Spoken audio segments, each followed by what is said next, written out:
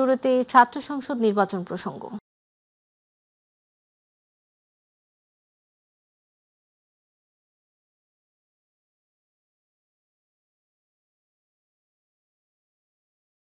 জাহাঙ্গীরনগর বিশ্ববিদ্যালয় কেন্দ্রীয় শিক্ষার্থী সংসদ জাকসু ও হল সংসদ নির্বাচনে জনবল বাড়িয়ে ভোট গণনা শেষে রাতের মধ্যে ফল ঘোষণা করা হবে।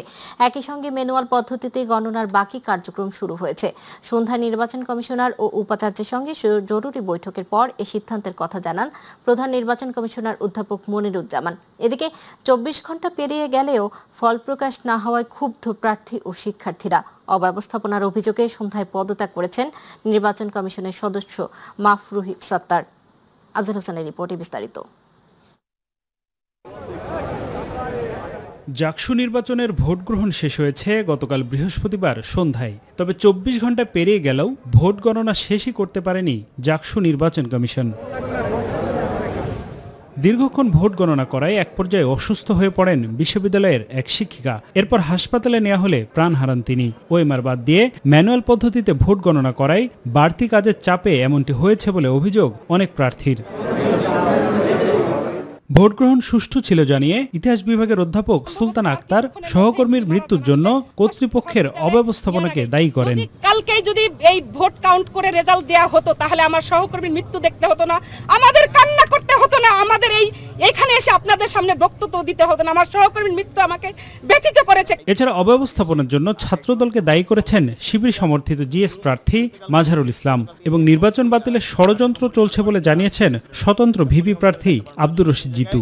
ওনার ইন্তেকালকে কেন্দ্র করেও একটি গ্রুপ চেষ্টা করছে এই নির্বাচনকে বানচালের একটি রাজনীতি তৈরি করার। এগুলো আসলে খুবই লজ্জাজনক এবং খুবই ন্যাক্কারজনক যে এদেশে 24-এর গণঅভ্যুত্থানের পরের একটা পরিবেশেও আমাদেরকে একটি ন্যায্য দাবির জন্য এতদিন ধরে আন্দোলন করতে হচ্ছে, এত গ্লানি পোহাতে হচ্ছে। আমার কাছে মনে হচ্ছে এই বিষয়টি টোটালি উদ্দেশ্য প্রণোদিতভাবেই তারা আসলে ফলাফলকে দীর্ঘসূত্রিতার মাধ্যমে যে জাকসু স্থগিতের পথে তারা একটা নীল নকশা আঁকছেন। এদিকে ওএমআর নাকি ম্যানুয়াল পদ্ধতিতে ভোট গণনা হবে তা নিয়ে বৈঠকের পর সিদ্ধান্ত নেবে বিশ্ববিদ্যালয় প্রশাসন।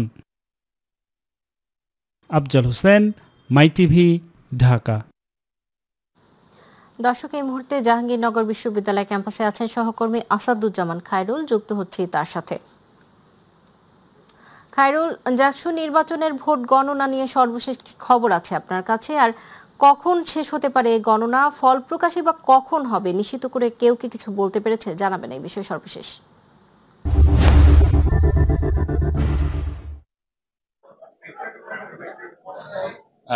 সাউদা, আপনি যেমনটি বলছিলেন, আসলে নির্বাচনের যে ফল ভোট গণনার যে পরিস্থিতি এখন আসলে নির্দিষ্ট সময়ের ব্যাপারে কিন্তু আসলে কেউ আমাদেরকে এখন পর্যন্ত কিছু জানাতে পারেনি। আর যদি বলি যে গণনা কার্যক্রম কেমনটি চলছে, আমি যদি আপনাদেরকে একটু দেখাই যে নির্বাচন কমিশনের যে ভোট গণনা চলছে এখানে কিন্তু আসলে আগে 3টি টেবিলে প্রায় 20 জন ভোট গণনা করতেন। সেখানে বিকেলের পরে কিন্তু আসলে 6টি টেবিলে ভোট গণনার কার্যক্রম শুরু করেছে এবং এই 6টি টেবিলে কিন্তু লোক সংখ্যাও আমরা দেখেছি যে বাড়িয়েছেন এবং প্রায় 60 থেকে 70 জন লোক কিন্তু এখন ভোট গণনা করছেন। আর যদি একটু বলি যে ভোট গণনার এই সার্বিক চিত্রটি কিন্তু আসলে সিসিটিভি ক্যামেরার মাধ্যমে কিন্তু তারা তুলে ধরেছেন এবং এই ফলাফল ঘোষণার ক্ষেত্রে কিন্তু এখনো নির্বাচন কমিশন থেকে বলছে যে করেই হোক ফলাফল ঘোষণা করা হবে এবং তারা বলছেন যে প্রয়োজন বোধে দরজা লক করে তারা কিন্তু এই ফলাফল কাঙ্ক্ষিত সময়ে তারা ফলাফল ঘোষণা করবে। তবে যারা প্রার্থী ছিলেন এবং প্রার্থী সহ আরো অন্যান্যরা কিন্তু বলছেন যে এই ফলাফল এখন যেভাবে গণনা হচ্ছে এবং যেই ম্যানুয়াল পদ্ধতিতে গণনা হচ্ছে এটা কিন্তু আসলে এই ফলাফল কিন্তু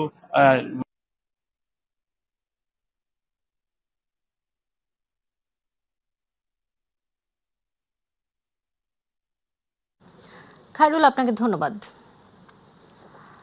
দর্শক, জাহাঙ্গীরনগর বিশ্ববিদ্যালয় ক্যাম্পাস থেকে জাকসু নির্বাচনের ভোট গণনার সর্বশেষ তথ্য শুনছিলাম আমাদের সহকর্মী খায়রুলের কাছ থেকে। এদিকে ভোট গণনা চলাকালে অসুস্থ হয়ে প্রাণ হারিয়েছেন জাহাঙ্গীরনগর বিশ্ববিদ্যালয়ের এক শিক্ষিকা।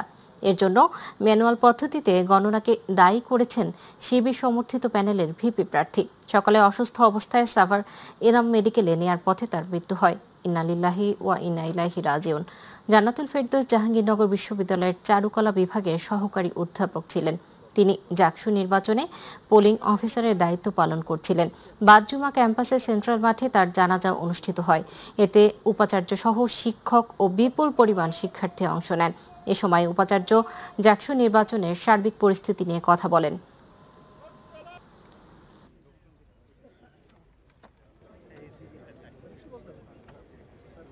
আমরা সকলেই মিলে তার জানাজা পড়েছি, আমাদের সকলেরই আসলে চলে যেতে ফলে তার এই অকালে বিদায় হওয়া আমাদের সকলের জন্য একটা মেসেজ যে আমরা যে যাই করি না কেন শেষ পর্যন্ত আমাদের চলেই যেতে হবে। জাহাঙ্গীরনগর বিশ্ববিদ্যালয়ের ছাত্র সংসদ জাকসু ও হল সংসদ নির্বাচনে অব্যবস্থাপনা ও ফলাফল প্রকাশে বিলম্বের প্রতিবাদে রাজধানীতে বিক্ষোভ মিছিল করেছে বাংলাদেশ ইসলামী ছাত্র শিবির ঢাকা মহানগর পূর্ব। বিক্ষোভ মিছিল বাইতুল মুকাররম মসজিদের উত্তর গেট থেকে শুরু হয়ে জাতীয় প্রেস ক্লাবের সামনে গিয়ে সমাবেশের মধ্য দিয়ে শেষ হয়। এ সময় শিবিরের কেন্দ্রীয় দপ্তর সম্পাদক সিবকাতুল্লাহ বলেন, জাহাঙ্গীরনগর বিশ্ববিদ্যালয়ে জাকসু নির্বাচনের ফল ঘোষণা নিয়ে টালবাহানা শুরু করেছে। ৮,০০০ শিক্ষার্থী তাদের ভোটাধিকার প্রয়োগ করেছেন, কিন্তু ফলাফল নিয়ে দেশে বিদেশে নানা ষড়যন্ত্র শুরু হয়েছে। জাহাঙ্গীরনগর বিশ্ববিদ্যালয়ে নির্বাচন নিয়ে টালবাহানা শুরু হয়েছে। আমরা দেখলাম বহিরাগতদেরকে জাহাঙ্গীরনগর বিশ্ববিদ্যালয় থেকে গ্রেফতার করা হয়েছে। আমরা দেখলাম জাহাঙ্গীরনগর বিশ্ববিদ্যালয়ে বহিরাগতরা এসে মিছিল এবং মিটিং করেছে। আমরা বলতে চাই, আপনারা ক্যাম্পাসের সুষ্ঠু পরিবেশকে আপনারা কলঙ্কিত করেছেন। জাহাঙ্গীরনগর বিশ্ববিদ্যালয়ের প্রায় ৮,০০০ শিক্ষার্থী তাদের গণতান্ত্রিক অধিকার, তাদের ভোট প্রয়োগ করেছে, কিন্তু আমরা এখনো দেখছি তাদের ভোটের যে ফলাফল পাওয়ার কথা ছিল, এই ফলাফল নিয়ে হীন ষড়যন্ত্র বিভিন্ন শ্রেণীর বিভিন্ন নেতা কর্মীরা করে যাচ্ছেন। এবারে অন্যান্য সংবাদ। প্রধান উপদেষ্টার প্রেস সচিব শফিকুল আলম বলেছেন, নির্বাচনের জন্য পুরো জাতি প্রস্তুত। নির্বাচন সংশ্লিষ্ট সব প্রতিষ্ঠানও কাজ করতে শুরু করেছে। ফেব্রুয়ারির ১৫ তারিখের মধ্যে জাতীয় নির্বাচন অনুষ্ঠিত হবে। সকালে মাগুরায় ইসলামী রেনেসার কবি ফররুখ আহমেদের পৈতৃক বাড়ি পরিদর্শন শেষে গণমাধ্যমকে তিনি একথা বলেন। শফিকুল আলম বলেন, বর্ষার মৌসুম শেষ হলে পাড়া মহল্লায় নির্বাচনের হাওয়া লেগে যাবে। নির্বাচনের যে মহোৎসব সেটা জাতি দেখতে পাবে। ১৭ বছর ধরে যারা ভোট দিতে পারেননি তারা এবং নতুন প্রজন্ম উৎসাহের সঙ্গে ভোট কেন্দ্রে যাবে। প্রেস সচিব বলেন, ডাকসু নির্বাচন সুষ্ঠু নিরপেক্ষ হয়েছে, কোনো ধরনের অপ্রীতিকর ঘটনা ঘটেনি। নেওয়া যায় সিকিউরিটি সিচুয়েশন কিভাবে ঠিক, সিকিউরিটি যাতে ঠিক থাকে, সবকিছু সিকিউরিটি সেফটি, এবং যাতে ক্যান্ডিডেটরা ভালো মতো ক্যাম্পেইন করতে পারেন, সবার জন্য যাতে লেভেল প্লেইং ফিল্ড থাকে, সেটা নিয়ে ইলেকশন কমিশন, আমাদের গভর্নমেন্ট সবাই কাজ করছে। নির্বাচন ফেব্রুয়ারির প্রথমার্ধে হবে, এটা একদম আমাদের, এটা ইন্টারিম গভর্নমেন্টের এটা একটা কমিটমেন্ট। প্রহসনের ধারার নির্বাচন থেকে বেরিয়ে আসতে হবে বলে মন্তব্য করেছেন বিএনপির স্থায়ী কমিটির সদস্য এজেডএম জাহিদ হোসেন। বিএনপি প্রতিষ্ঠাতা জিয়াউর রহমানের মাজারে শ্রদ্ধা নিবেদন শেষে তিনি এ মন্তব্য করেন। জাকসু প্রসঙ্গে গণমাধ্যমের এক প্রশ্নের জবাবে তিনি আরও বলেন, ছাত্রদল ছাড়াও আরও কয়েকটি প্যানেল নির্বাচন বর্জন করেছে। এদিকে জাতীয় প্রেস ক্লাবে আয়োজিত এক অনুষ্ঠানে বিএনপি ভাইস চেয়ারম্যান শামসুজ্জামান দুদু বলেন, নির্বাচন ঠেকাতে একটি গোষ্ঠী নতুন নতুন বয়ান দিচ্ছে। সেখানে শুধু খালি আপনারা ছাত্রদলের কথা কেন বলেন? সেখানে বিভিন্ন প্যানেল, স্বতন্ত্র প্রার্থী, ইভেন শিক্ষকরা পর্যন্ত নির্বাচন থেকে অনেকেই সরে দাঁড়িয়েছেন। নিশ্চয়ই সেখানে কোনো না কোনো কারণ আছে। কাজেই আমার বক্তব্য থাকবে অত্যন্ত সুস্পষ্ট। দেশের মানুষ 2009-এ ভোট দিতে পারে নাই, 14-তে ভোটারবিহীন নির্বাচন হয়েছে, 18-তে দিনের ভোট রাটে হয়েছে, 24-এ আমি আর ডেমির নির্বাচন হয়েছে। কাজেই বাংলাদেশের মানুষ নির্বাচনী ব্যবস্থার প্রতি আস্থা রাখতে চায়। অশুভ শক্তিকে বলবো, আপনাদের রাজনৈতিক কর্মসূচি আপনার জনগণের কাছে নিয়ে যান। টিআর আরও কিছু থাকলে নিয়ে যান, আমাদের আপত্তি নাই, কিন্তু নির্বাচন বন্ধ করা যাবে না। নির্বাচন বন্ধ করলে অস্থিতিশীলতা আসবে। অস্থিতিশীলতা আসলে আধিপত্যবাদী শক্তির পক্ষে যাবে, আর আধিপত্যবাদী শক্তি বাংলাদেশে ভালো কিছু চায় না। ছুটির দিনে রাজধানীর বাজারে মাছের দাম চড়া। পূজা উপলক্ষে আরও চড়েছে ইলিশের বাজার। অন্যদিকে নতুন করে উত্তাপ ছড়াচ্ছে পোলট্রি বাজারে। প্রতি কেজি ব্রয়লার মুরগির দাম বেড়েছে 20 টাকা। আর বৃষ্টির দাপট কমলেও নিম্ন ও মধ্যবিত্তের নাগালে আসেনি অনেক সবজি। চোখে পানি আনছে কাঁচা মরিচের দামের ঝাঁজ। কয়েক সপ্তাহ ধরে চড়া সবজির বাজার এখনও উত্তাপ ছড়াচ্ছে। আর নিয়ন্ত্রণহীন চড়া দামে নাভিশ্বাস উঠেছে সাধারণ ক্রেতাদের মাঝে। বিস্তারিত শিমুল খানের রিপোর্টে। শুক্রবার সকালে রাজধানীর বিভিন্ন বাজার ঘুরে দেখা গেছে শুধু সবজি নয়, নিত্যপণ্যের বাজারে আলু ছাড়া অনেক পণ্যের দামই এখন চড়া। সবজির দাম বাড়ায় ক্রেতাদের ক্ষোভ প্রকাশ করতে দেখা গেছে। পেঁয়াজ, আদা, রসুনের দাম আগের মতো থাকলেও ডাল ও ব্রয়লার মুরগির দাম বেড়েছে। সোনালী মুরগি ও গরুর মাংস বিক্রি হচ্ছে আগের দামে। একটা সবজি সাধারণ মানুষ খাবে সেটা 80 থেকে 100 উপরেও মাঝে মাঝে আছে। বাজারের দরে আমরা সন্তুষ্ট না, তরকারির দরেও সন্তুষ্ট না। আগের সপ্তাহে যা ছিল আমি তাই। ব্রয়লার 170 টাকা কেজি, সোনালী হলো 300 টাকা কেজি। এদিকে মাছের দাম আবারও বেড়েছে। তবে সম্প্রতি সময় দেশ থেকে ভারতে ইলিশ কম দামে রপ্তানি করায় ক্ষোভ প্রকাশ করতে দেখা গেছে ক্রেতাদের। বাজারে এসে ইলিশ মাছের দাম দেখলে আমার নাগালের বাইরে। আমি একজন ব্যবসায়ী, তারপর আমি ইলিশ মাছ কিনতে পারতেছি না। ইলিশের 1 কেজি হলে 2200-2300 টাকা কেজি, 1 কেজি কম হলে আপনার 1600-1700 টাকা কেজি। ইলিশ মাছ 2500 থেকে 3000 টাকা পর্যন্ত কেজি আছে, আর দেশের বাইরে যাচ্ছে 1100 টাকা কেজিতে।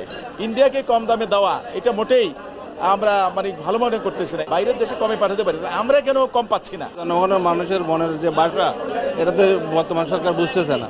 এদিকে 1 মাস পর ডিমের দাম কিছুটা কমেছে। হাঁসের ডিম 230 আর দেশি মুরগির ডিম 220 টাকা ডজন, কোয়েল পাখি 40 টাকা ডজন বিক্রি হচ্ছে। গত সপ্তাহ থেকে এই দামের সপ্তাহে সব ডিমই 10-20 টাকা কম। সবজির এমন চড়া মূল্য বৃদ্ধিতে সরকারকে দুষলেন ক্রেতারা। বললেন নিয়মিত বাজার মনিটরিং করলে এমন অবস্থা হতো না বলে মন্তব্য সাধারণ মানুষের। শিমুল খান, মাই টিভি, ঢাকা। কক্সবাজারের বিশিষ্ট রুহুল আমিন স্টেডিয়ামে জেলা প্রশাসক গোল্ড কাপ ফুটবল টুর্নামেন্টে 2 পক্ষের মধ্যে ধাওয়া পাল্টা ধাওয়া ও ইট পাটকেল নিক্ষেপের ঘটনা ঘটেছে। আগুন ধরিয়ে দেওয়া হয়েছে স্টেডিয়ামের গ্যালারিতে। এতে 15 থেকে 20 জন আহত হয়েছেন। শুক্রবার সন্ধ্যায় এই ঘটনা ঘটে। প্রত্যক্ষদর্শীরা জানান, কক্সবাজারে জেলা প্রশাসক গোল্ড কাপ ফুটবল টুর্নামেন্টে টিকিটের মূল্য 50 টাকা, কিন্তু সেখানে 100 টাকা থেকে 400 টাকা পর্যন্ত নেওয়া হয়। এছাড়া স্টেডিয়ামের ধারণ ক্ষমতা 10 থেকে 15,000, সেখানে 40 থেকে 50,000 দর্শক ঢোকানো হয়। এ কারণে বিশৃঙ্খলার সৃষ্টি হয়। এদিকে টিকিট না পেয়ে দর্শকরা স্টেডিয়ামের গেট ভেঙে ভেতরে ঢুকে পরে তাদের বের করতে আইন শৃঙ্খলা বাহিনীর সদস্যরা স্টেডিয়ামে ঢুকে বিনা টিকিটের দর্শকদের বের করে দিতে চাইলে বাধে সংঘর্ষ। এ সময় ধাওয়া পাল্টা ধাওয়া চলতে থাকে। পুলিশকে ঘিরে ফেলা হয় চারদিক থেকে। স্টেডিয়ামের ভেতর থেকে কালো ধোঁয়া বের হতে দেখা যায়। থেমে থেমে শোনা যায় গুলির শব্দ। পুলিশকে লক্ষ্য করে ইট পাটকেল নিক্ষেপ করা হয়। স্টেডিয়ামের মধ্যে আটকা পড়ে খেলোয়াড়রা। সংঘর্ষ শুরু হতেই খেলা বন্ধ হয়ে যায়। পুরনো সংবিধান পরিবর্তন করে নতুন সংবিধানে শ্রমিক ও মেহনতি মানুষের উন্নয়নের কথা উল্লেখ করে সরকারকে তা সংরক্ষণের আহ্বান জানিয়েছেন এনসিপির কেন্দ্রীয় সদস্য সচিব আখতার হোসেন। সন্ধ্যায় এনসিপি শ্রমিক উইং গাজীপুর জেলা ও মহানগর শাখার আয়োজনে চান্দনা স্কুল মাঠে আয়োজিত পরিবহন, গার্মেন্টস, হকার সহ সকল শ্রমজীবী মেহনতি মানুষের অর্থনৈতিক ও রাজনৈতিক অধিকার আদায় শ্রমিক সমাবেশের প্রধান অতিথির বক্তব্যে এ আহ্বান জানান তিনি বলেন, সংবিধানে বাংলাদেশের মানুষের কথা, শ্রমিকদের অধিকার, জনতার অধিকার ও সকল শ্রেণী পেশার মানুষের অধিকার নিশ্চিত করতে হবে। পুরনো সংবিধানে শ্রমিকের অধিকার নিশ্চিত করা হয়নি, তাই নতুন করে সংবিধানে শ্রমিক ও জনতার নিশ্চিত করে তা বাস্তবায়ন ও সংরক্ষণ করতে হবে বলেও সরকারের প্রতি আহ্বান জানান এনসিপির এই নেতা। অফিস, আদালত, সরকারি সেবা পাওয়ার ক্ষেত্রে শ্রমিকেরা বঞ্চিত থেকেছেন সব সময়। বাংলাদেশের পুরনো যে সংবিধান, সেই সংবিধানে শ্রমিকের অধিকার নিশ্চিত করা হয় নাই, জনতার অধিকার নিশ্চিত করা হয় নাই। আমরা সরকারের কাছে আহ্বান জানাই, বাংলাদেশের রাজনৈতিক দলগুলোর কাছে আহ্বান জানাই, অবশ্যই শ্রমিকের অধিকারের কথা, জনতার অধিকারের কথা থাকবে এমন একটা নতুন সংবিধান প্রণয়ন করতে হবে। গত 24 ঘন্টায় ডেঙ্গু আক্রান্ত হয়ে নতুন করে 245 জন হাসপাতালে ভর্তি হয়েছেন। তবে এই সময়ের মধ্যে এডিস মশাবাহিত রোগটিতে আক্রান্ত হয়ে কারো মৃত্যু হয়নি। শুক্রবার স্বাস্থ্য অধিদপ্তরের এক সংবাদ বিজ্ঞপ্তিতে এ তথ্য জানানো হয়। এতে বলা হয়, বৃহস্পতিবার সকাল 8টা থেকে শুক্রবার সকাল 8টা পর্যন্ত ঢাকা মহানগরের হাসপাতালগুলোতে 78, চট্টগ্রাম বিভাগে 66 জন, বরিশালে 49 জন, ঢাকা বিভাগে 40 জন ও ময়মনসিংহ বিভাগে 12 জন ভর্তি হয়েছেন। এই রোগটিতে আক্রান্ত হয়ে চলতি বছরে এখন পর্যন্ত 145 জনের মৃত্যু হয়েছে। মারা যাওয়াদের মধ্যে 80 জন পুরুষ ও 65 জন নারী।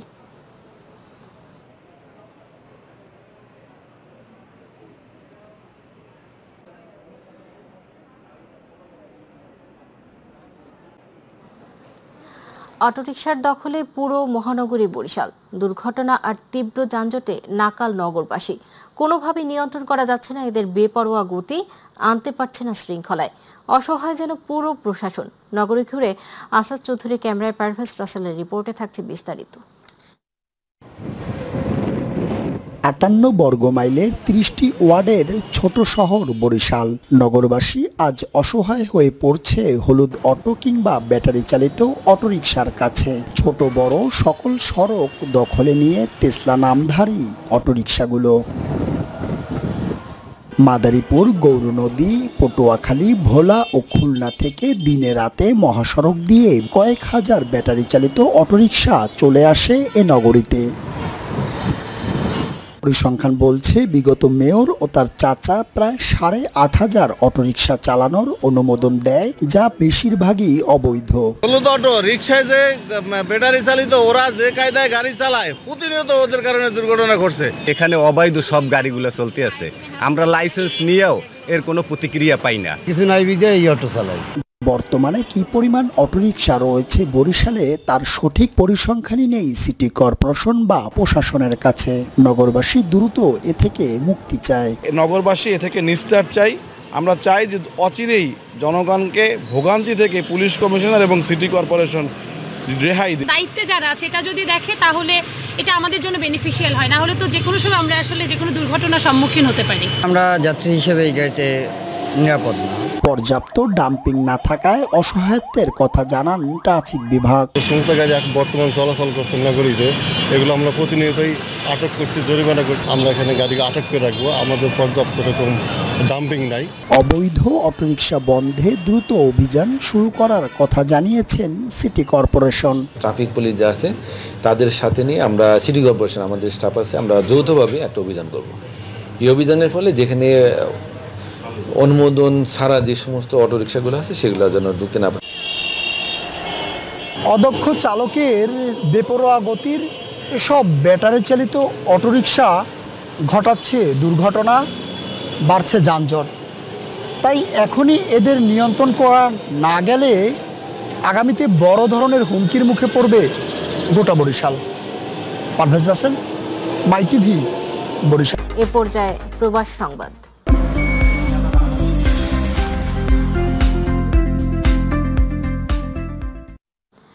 সৌদি আরবের মক্কায় ধর্মীয় ভাব গাম্ভীর্যের মধ্য দিয়ে উদযাপিত হয়েছে পবিত্র ঈদে মিলাদুন্নবী সাল্লাল্লাহু আলাইহি ওয়াসাল্লাম। প্রতিনিধি এম সাইফুল ইসলাম জানান, মক্কা প্রবাসীদের পক্ষ থেকে প্রতিবছর ন্যায় এবারও পবিত্র ঈদ মিলাদুন্নবী উপলক্ষে দোয়া ও মেজবান আয়োজন করা হয়। মোহাম্মদ রিয়াজ আকবর চৌধুরী, নেওয়াজ চৌধুরী, পারভেজ হোসেন, জুবাইর চৌধুরীর সার্বিক সহযোগিতায় শত শত প্রবাসী বাংলাদেশিদের নিয়ে মক্কায় স্থানীয় একটি হোটেলে এই আয়োজন করা হয়। পরে দেশ ও প্রবাসের সকল মুসলিমদের শান্তি ঐক্য কামনা করে বিশেষ মোনাজাত করা হয়। জামাতের লোকজনদের উপর অনুষ্ঠিত হয়েছে। সবাই একদল দুশোর আছে। দর্শক, সংবাদ শেষ করব গ্রামীণ ঐতিহ্য নৌকাবাইচের খবর দিয়ে। মুসলিম যুগের নবাব বাদশাহদের আমলে নৌকাবাইচ বেশ জনপ্রিয় ছিল। সময়ের পরিক্রমায় গ্রাম বাংলার ঐতিহ্যবাহী নৌকাবাইচ এখন প্রায় বিলুপ্তির পথে। সুস্থ বিনোদনের লক্ষ্যে এবং তরুণ সমাজকে মাদক থেকে দূরে রাখতে হবিগঞ্জে হয়ে গেল ঐতিহ্যবাহী নৌকাবাইচ প্রতিযোগিতা, যা দেখতে ঢল নামে হাজার হাজার নারী পুরুষের। হবিগঞ্জ প্রতিনিধি নিরঞ্জন গোস্বামীর তথ্যচিত্রে আবু সাইদ অপুর রিপোর্টে বিস্তারিত। কোনো এক সময় বর্ষা মৌসুমে হাওর বিলে ঢাকঢোল পিটিয়ে নৌকা বাইচ প্রতিযোগিতার আয়োজন করা হতো, কারণ গ্রাম বাংলার মানুষের প্রধান বিনোদনের মাধ্যম ছিল এই নৌকা বাইচ। যদিও কালের বিবর্তনে হারাতে বসেছে ঐতিহ্যবাহী এ প্রতিযোগিতা, তবে সুস্থ বিনোদনের লক্ষ্যে ও তরুণ সমাজকে মাদক থেকে দূরে রাখতে এবার ঐতিহ্যবাহী নৌকাবাইজ প্রতিযোগিতার আয়োজন করেছে হবিগঞ্জের বানিয়াচং উপজেলার দৌলতপুর গ্রামবাসী। এ প্রতিযোগিতায় জেলার 7টি নৌকা অংশ নেয়। এর মধ্যে টঙ্গীরঘাট এলাকার আফসার মিয়া নৌকাকে হারিয়ে ফাইনালে বিজয়ী হয় একই গ্রামের কালামিয়া। ভালোই লাগলো, ডরের সামনে আমার কাছে ভালো লাগলো, আনন্দ ভালোই লাগলো। এই নৌকা বাইশটা যাতে চলিত থাকে, এটা এই পারে মনে করো প্রত্যাহারে চাই আমরা সবসময় থাকতো নৌকা বাইশটা। দীর্ঘদিন পর নৌকাবাইজ প্রতিযোগিতা দেখতে এসে হাজার হাজার নারী পুরুষের ঢল নামে। প্রতি বছর এমন আয়োজনের দাবি দর্শনার্থীদের। আমরা এখানে অনেক দূর দূরান্ত থেকে আইছি নৌকাবাইজ দেখতাম, দেখতে অনেক আনন্দ পাইতেছি। নৌকাবাইজ হয়, নৌকাবাইজ আমরা আই অনেক মানুষ হয়, নৌকাবাইজ হয়, নৌকাবাইজ খুব ভালো হয়। গ্রাম বাংলার যে একটা ঐতিহ্য নৌকাবাইজ, যারা এই ধরনের নৌকাবাইজ আয়োজন করে যাতে প্রত্যেক বছর এই ধরনের নৌকাবাইজ মানুষের মধ্যে উপহার দেয়, যাতে মানুষ যাতে এই আনন্দটা উপভোগ করতে পারে। তরুণ ও যুব সমাজকে অপরাধমূলক কর্মকাণ্ড থেকে দূরে রাখতে নৌকাবাইজের এই আয়োজন। প্রতি বছর প্রতিযোগিতার এই ধারা অব্যাহত থাকবে আশ্বাস আয়োজকদের। অবমান কাল থেকে নৌকাবাইজ চলে আসছে, এটা হারিয়ে যাওয়ার পথে বিশিষ্ট মুরব্বিয়ান এবং যুবক ভাইয়েরার উদ্যোগে আমরা আজকে নৌকাবাইজ প্রতিযোগিতা অনুষ্ঠিত। ভবিষ্যতে এই ধরনের প্রতিযোগিতা দিয়ে যুব সমাজকে বিভিন্ন আকাম কুকাম থেকে আমাদের রক্ষা করতে পারবে। ব্যতিক্রম এই আয়োজনে বিজয়ী দলকে প্রথম পুরস্কার গরু এবং রানার আপ দলকে দ্বিতীয় পুরস্কার হিসেবে ছাগল তুলে দেন আয়োজকরা। আবু সতপু, মাই টিভি।